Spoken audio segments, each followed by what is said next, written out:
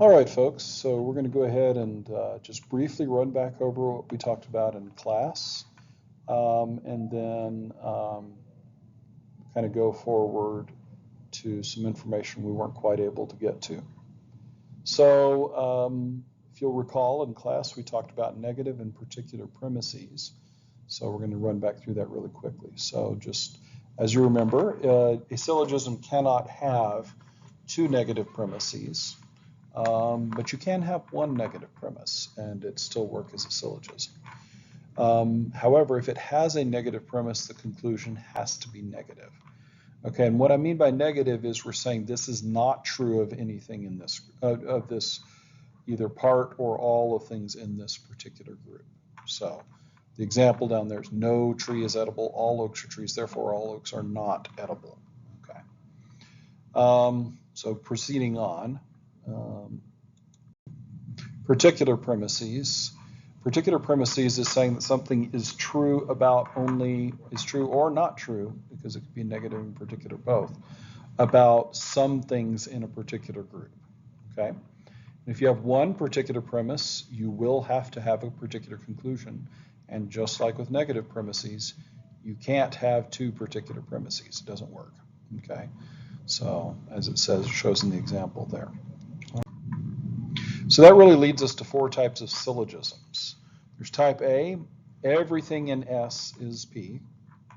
Type E, nothing in S is P, or RP. Type I, some S are P, and type O, some S are not P. And remember that S is stands for the minor premise and P for the major premise. So. And you kind of look at the examples over there for what is being meant by that. And so, yeah, based on those two operators, the particular or the negative operator, it really divides syllogisms up into four categories. So I'm assuming that I don't know why we have A, E, I, O for the types, but it is easy to remember that they're just, the first four vowels, listed A, E, I, O. There isn't a type U syllogism, so it stops at that. So A-type syllogisms, that's the ones with two universal premises and a universal conclusion. Type E syllogisms, they're going to have one negative premise and one affirmative premise, both of them universal, and so therefore you have a negative universal conclusion. Type I syllogisms, this is true about some things in a category, the particular affirmation. You're going to have one, both premises are going to be affirmative, but one of those will be particular, basically saying this is true of some things in a group. Okay.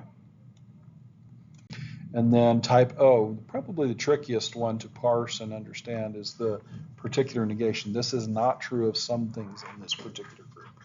Notice that particular negation does not say anything about the other members of the group. So it could be true that some buildings are tall, but the conclusion in this example that I give right here does not demand that. So it could also be true. So a negative, particular negative, a syllogism that uses particular negation could be very helpful when you only have some information about a category. Like, well, okay, I've come across these three things and that was not true about them. So I know it can't be true universally about this class, but I don't know, maybe it's true about some other things in the class. So classic example would be, at one point, it was thought that all swans have to be white because all swans anybody had ever found were white. Until they come to Australia and they find, oh, we got black swans here. So, that kind of, so what people could say originally, however, is some things in the category swan are white, or some things are not black. We don't know for sure. Maybe there are black swans somewhere. Until they discovered Australia and found the black swans, they wouldn't have known that, though. But they could have still said for sure that some swans are not black. Okay. Or some swans are white. Okay, so valid versus true. This is really important to understand. And sorry that my little camera is kind of covering up part of that example in the right-hand corner, but I think you can probably ascertain what that syllogism was for an example. So it's important to keep in mind that a syllogism is valid if it's correctly constructed. In other words, if the conclusion would naturally flow from the premises. Okay, if the premises are true, the conclusion must be true, then that's a correctly constructed syllogism. And so that would be what we would call a valid syllogism. However, it's entirely possible that one of the premises is not actually true, and so the conclusion is false, even though the syllogism was put together properly. So here's an example. All human death is a result of being cursed by witches. Balbinus is a human who died. Therefore, Balbinus was cursed by a witch. That's not actually a true conclusion. We know that Balbinus, I don't know, maybe some witch cursed him, but all the indications are there was actually a guy named Balbinus, that he and his co-emperor Pupienus, and yes, that was actually the guy's name, were killed because they were plotting against each other, and the soldiers got so sick of it that they came in and killed both of them. so not as a result of a witch curse. However, if it were true, if premise number one was true, then the conclusion would be true. So it's still a valid syllogism, even though, because the conclusion does flow from the premise. But that first premise is not a true premise. Okay, so the conclusion is false, but we would still call that a valid syllogism. You can also have opposite, where you can have a true conclusion, but the syllogism was poorly constructed, so it's an invalid syllogism. Some people are evil. All Americans are people, therefore some Americans are evil. Ooh, that looks really plausible right at first, but notice what we didn't specify. There's nothing that indicates that some of the evil people are Americans. It's possible from that syllogism that all Americans are in the not evil part of the some people category. You know what I mean? So if you said some Americans are people, since Americans is a smaller category than people, and you said and all Americans are people, then we could conclude that some people are evil. But it doesn't work the other way for sure.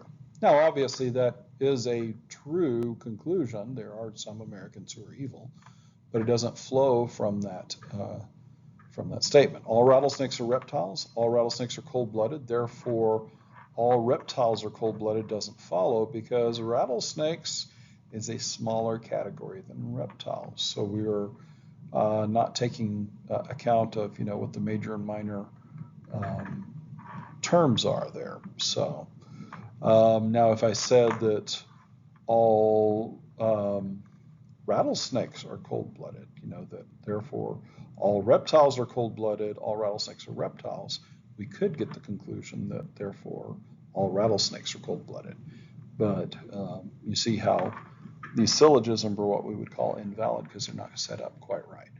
And in both of those cases, the flaw in the setup is what we call the undistributed middle fallacy, where our middle term is being wrongly applied to the terms there. So there's a number of different ways this could be the case.